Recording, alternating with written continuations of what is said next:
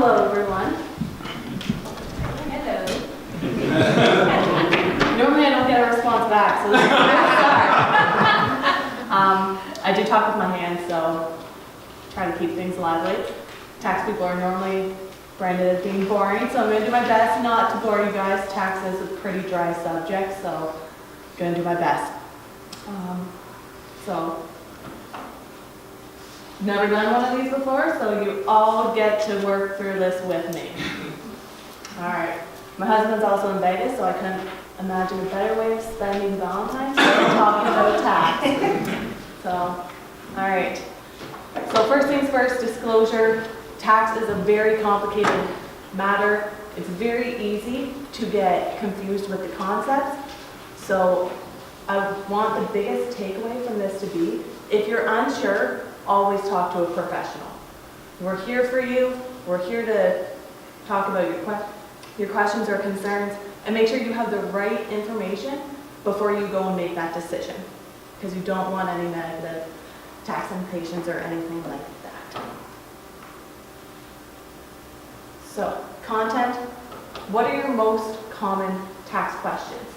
So we get tax questions all the time from sole proprietors, newly incorporated clients, or clients that have been with us for many years.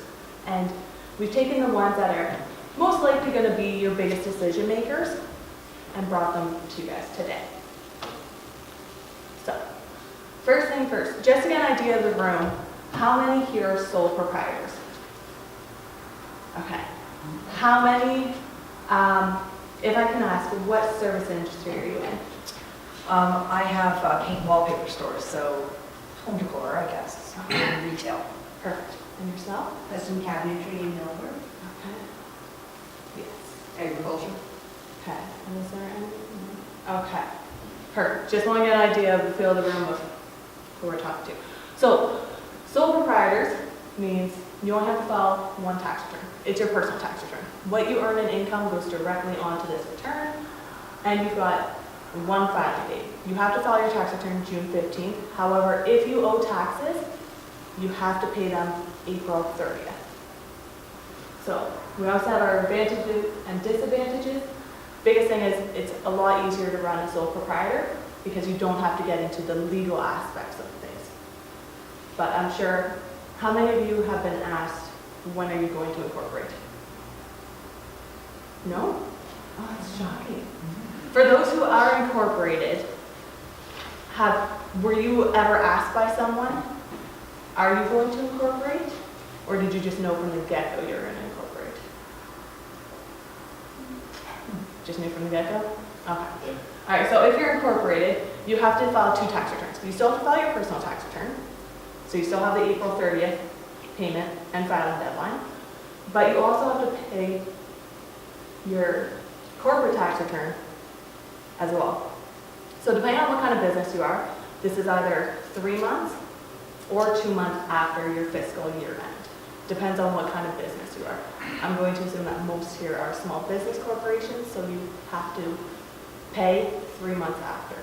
Technically, you don't have to file until 6 months after. So there is making sure that you know these two deadlines. Advantages, the liability is definitely a big concern. Because it is a separate entity, your personal assets may not be held against you if creditors are coming for any unpaid debt, anything like that.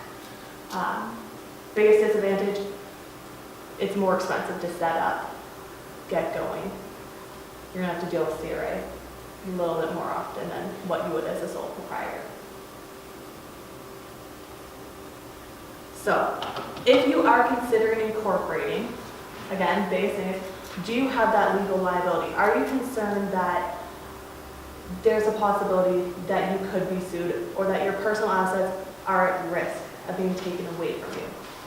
If that's not a concern, it doesn't mean that you have to incorporate. Not everyone needs to incorporate.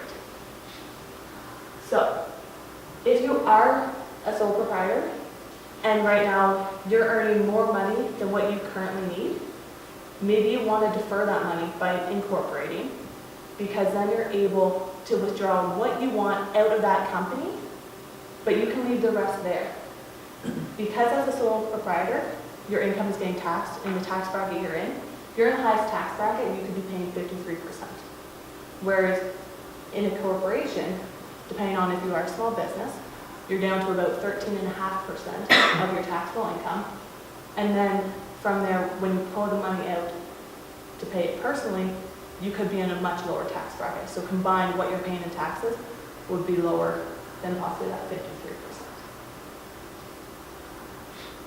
Other things to consider, who are you going to have as a shareholder? Are you going to look at family members, possibly adding children?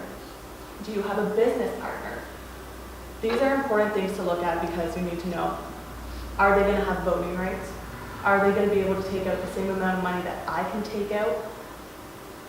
And even though when we start a business, we've got that positive aspect of, it's going to be really successful, only good things are going to happen. Sometimes there are fallouts, and we need to plan for those. What's going to happen when you leave, or if there is a dispute with another shareholder? What's going to happen? So, whenever you are looking at incorporating, please do not do the online version. Talk to a lawyer, get their opinion, talk to an accountant, get their thoughts as well, and make sure it's set up correctly the first time so that down the road you're not having this difficulty of fixing things or paying more money to get them fixed. So common expenses that CRA reviews. We see this a lot because clients will bring in their questions saying, we've been reassessed, or hey, they want to make sure that you're actually doing this correctly, or they're going to deny it. So meals and entertainment, pretty common. Everyone likes to go out and entertain some clients, have a night out on the town, but most of the time these are only 50% deductible. Gift cards, sporting events, any kind of concert or theater, you can only deduct 50% of the cost. Biggest thing, you must keep the receipts. This is what CRA is going to go back on if they were to ask you, show us the proof that you incurred this expense. They want who the client was, what the business purpose of this expense was. They want as much detail as possible, and if you don't provide that, it's easier for them to deny it. If you've got that detail, a lot harder for them to deny it. Biggest thing to go off of is if the business or if the expense is incurred for you to earn income, they're going to most likely allow it as a business expense. If it's not incurred to earn business income, they've got a better reason to deny it. Professional fees. So, for those who are sole proprietors, let's say you want to go and you want to incorporate. So, incorporation fees, if they're under $3,000, you can deduct these 100% from your net income. Once they exceed $3,000, they have to be capitalized. For those who are incorporated, because you've already had your incorporation fees covered, let's say down the road you want to restructure your corporation. Same thing. If it's less than $3,000, it's a complete 100% write-off. If it's more than $3,000, it has to be capitalized. Please make, yeah? Just quickly, do you get the first 3,000 right away and then the remainder is spread out, or is it all? If it all relates to that one expense, Yes. it's all grouped together. Okay. Yeah. So the $5,000 you got to spread that over so many years, you don't get the first three that first year? So let's say you have that, so is the $5,000 like a one-time expense? A one-time expense, I did a reorganization of corporation. Right, so that full $5,000 Yes. is going to be capitalized. Okay. Yeah, if it's something where, okay, yeah, it costs you $2,500 to incorporate, and then another $2,500, maybe 2 years down the road, to amend your articles, because they're two separate transactions, you can expense them. But when the one expense is over $3,000, that's when it gets capitalized. Also, just to clarify, you don't get like each $3,000 bill would be deductible. It's $3,000 in just 1 year. Okay. Creative billing with.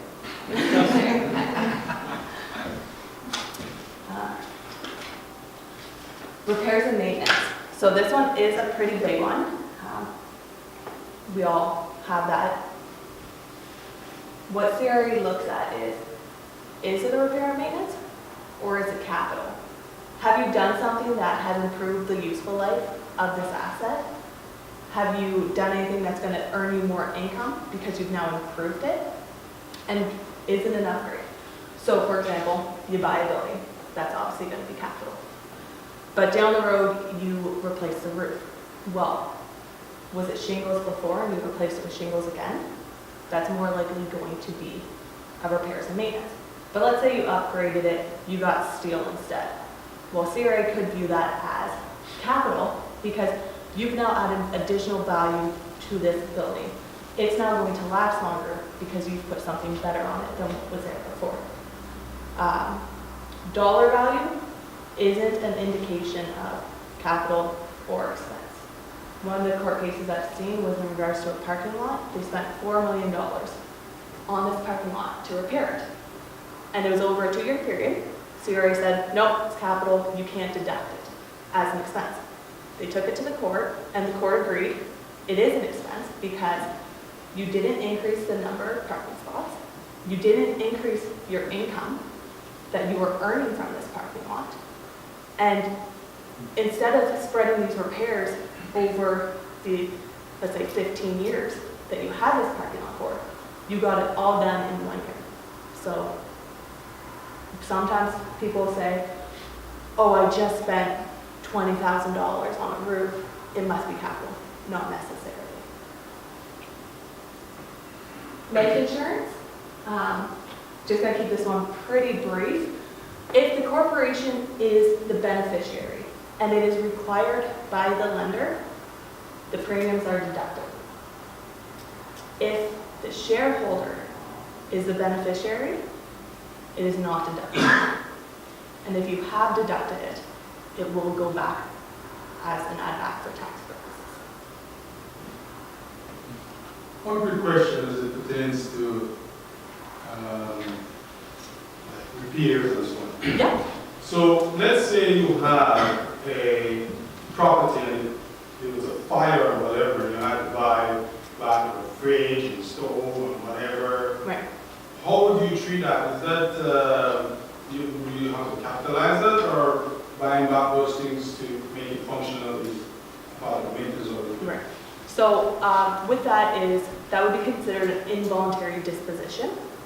So you have 2 years to replace that property with another property that is similar in value, or if you had to rebuild, then you can rebuild and obtain those items back up to what that value was. And if you did it all in 1 year, how do you account for it? I personally haven't seen it ever happen, so I can't give you a 100% answer, but because it's a fire, it's something that's completely out of your control, you do have a 2-year period to replace everything, and you can go up to what the cost value is. If you don't go all the way up to the cost value, I do believe that CRA is going to say, you could have paid more and you chose not to, so we're going to consider that as you disposing of that portion, and that's going to be considered a gain. You can always go over the cost value. I have seen that, so I can just comment on it quickly, but typically, like when something is stolen from you, something burns down, you immediately dispose of it. So what Chris, I think what you're alluding to is like kind of how does that reflect your taxes? So you're going to get insurance proceeds, but your insurance proceeds are meant to replace what you had, leave you in the exact same position that you were before. So if it's a building is the best example, not necessarily going into the contents of it, but you have a disposition of your property, and say for example you've been depreciating that asset, you could be at risk for income from, like Charlene said, a capital gain or maybe recapture on the depreciation you've taken. But you get a shelter, and this is what she's referring to, they're called replacement property rules. So there's lots of things in place to prevent adverse tax effects from involuntary dispositions. And then as you reacquire those assets, they're treated just like they were as the original. So if it's a home, it's capitalized. If it's a stove, it's likely going to be capitalized unless it was a replacement of this old stove. But typically in involuntary dispositions, the replacements are capitalized if that's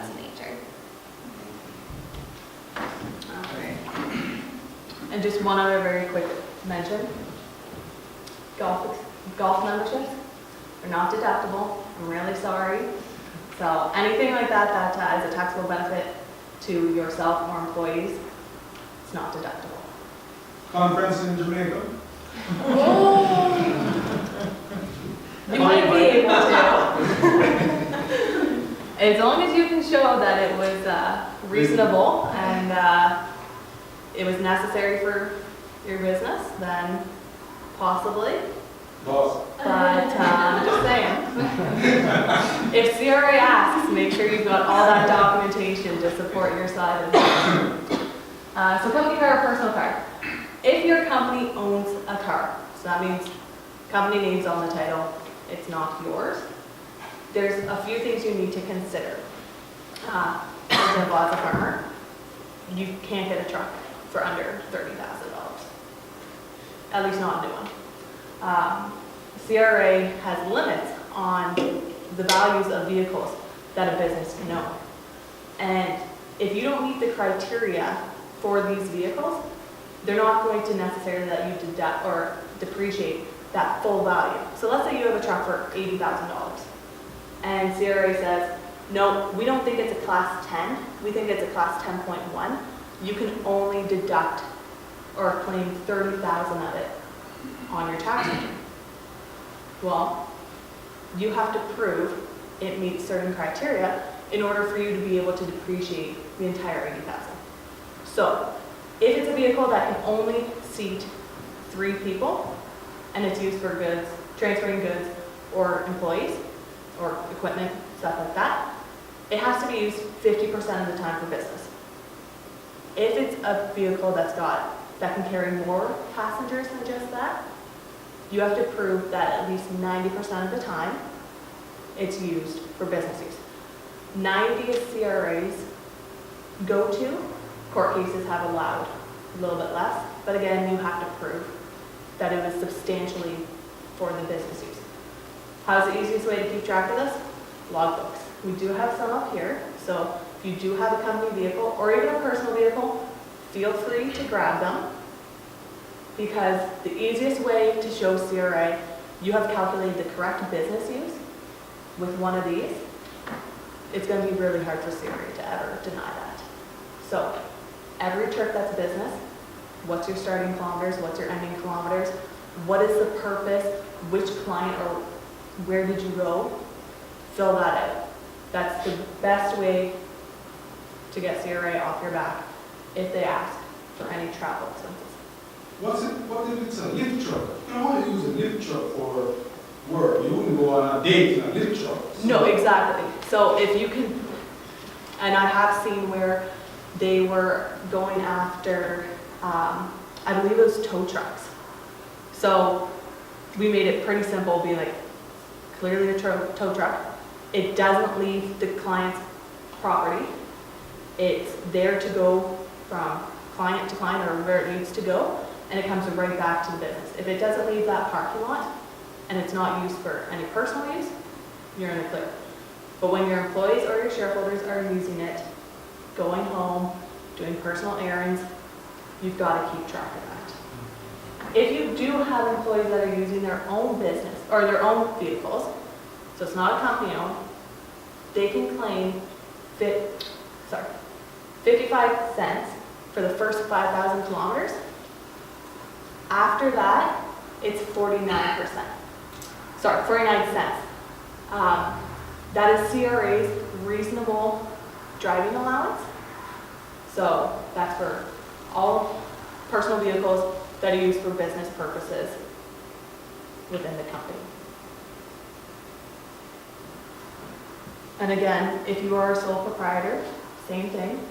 Please keep track of your business use, where you're going for clients, why it's a business.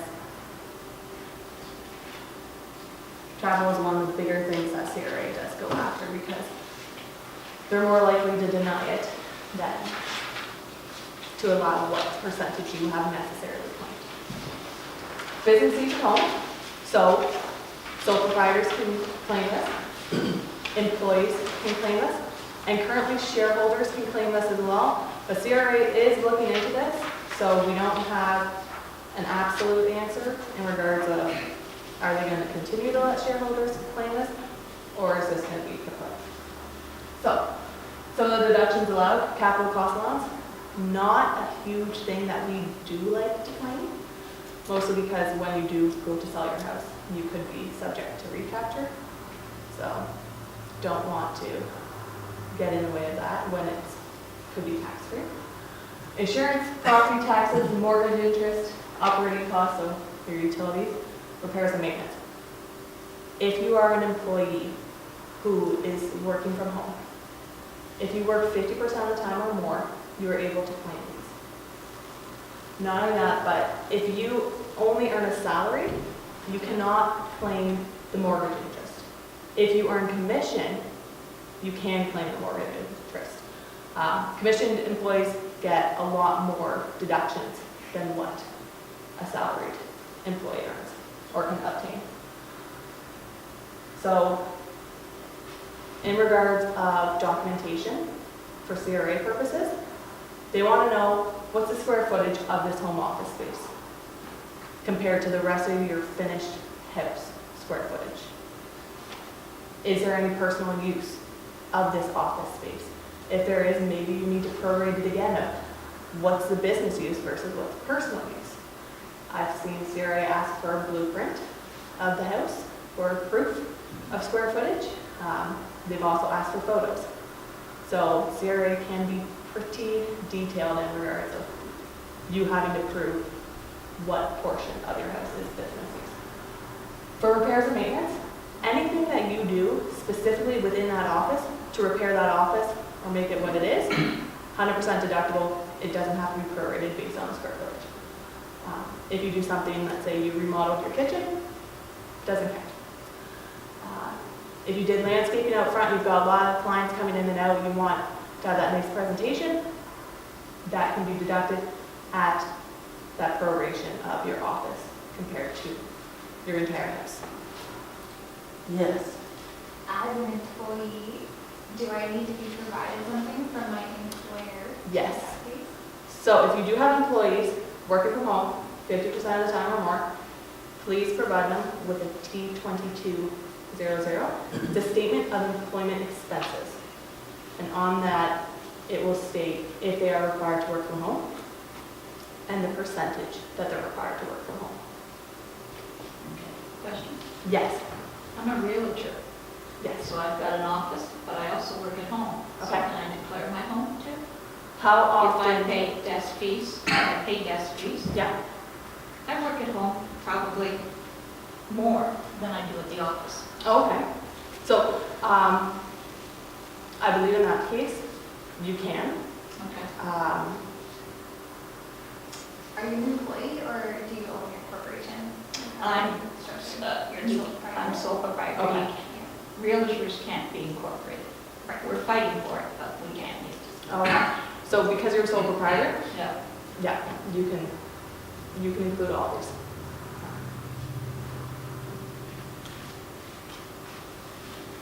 All right, so compensation. So this is more so in regards of those who are incorporated, sole proprietors as discussed. Your income just goes straight into your personal tax return. It is what it is. If you are incorporated, you have the choice. Do you want to have a salary? Do you want to have a dividend? Do you want to have a combination of both? So there are things to consider. Salaries goes towards your pension plan. If you don't have a pension plan for your work or anything like that, maybe you want that earned income in order to contribute to an RSP down the road. The only problem with that could be with some salaries is CPP, EI, income tax. You've got to pay all this to CRA. You've got to meet their filing deadlines as well.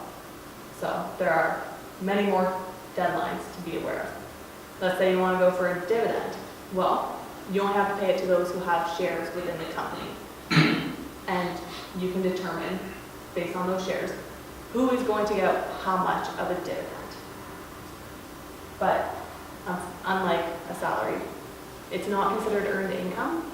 You cannot make a contribution to your RSP based on what you've earned as a dividend.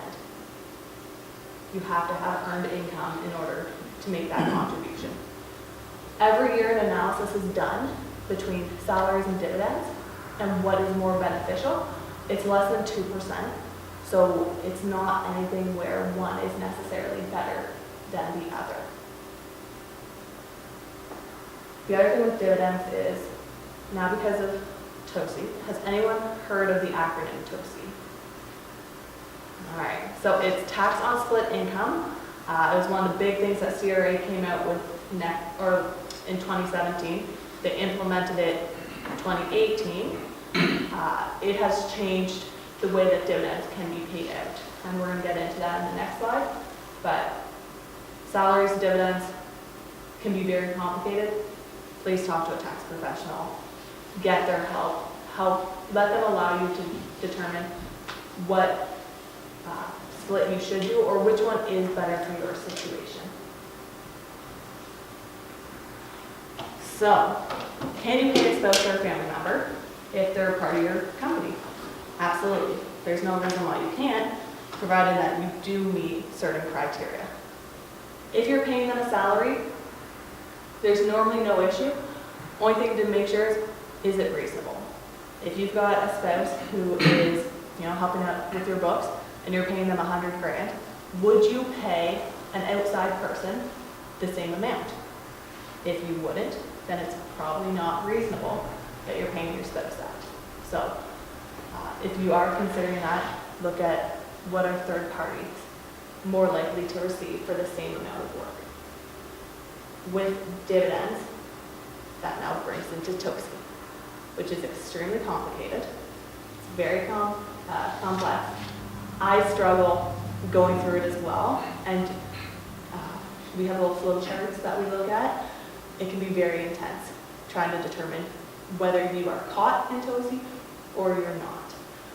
So, please talk to a tax professional if you do have family members and you are considering paying them a dividend.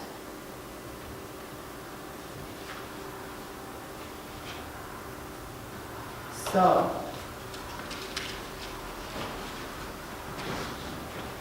some common grants and credits.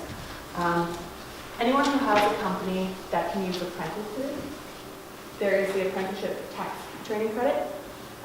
When you register your apprentice through the Ministry of Training with Ontario, if it has started after 2017, you're automatically enrolled in the graduated apprenticeship grant for employers. They just came out with that a few years ago.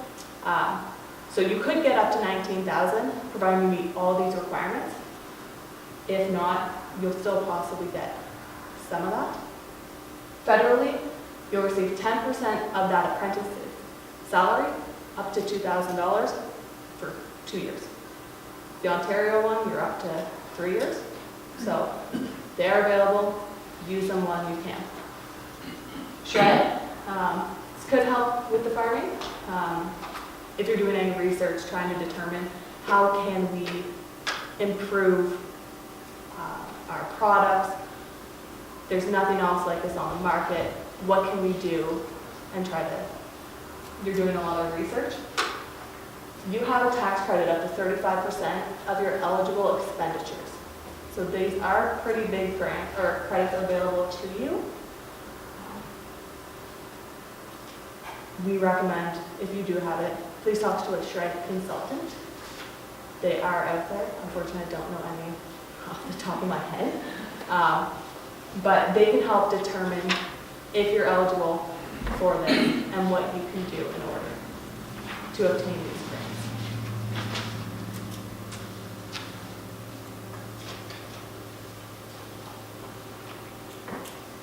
Any questions?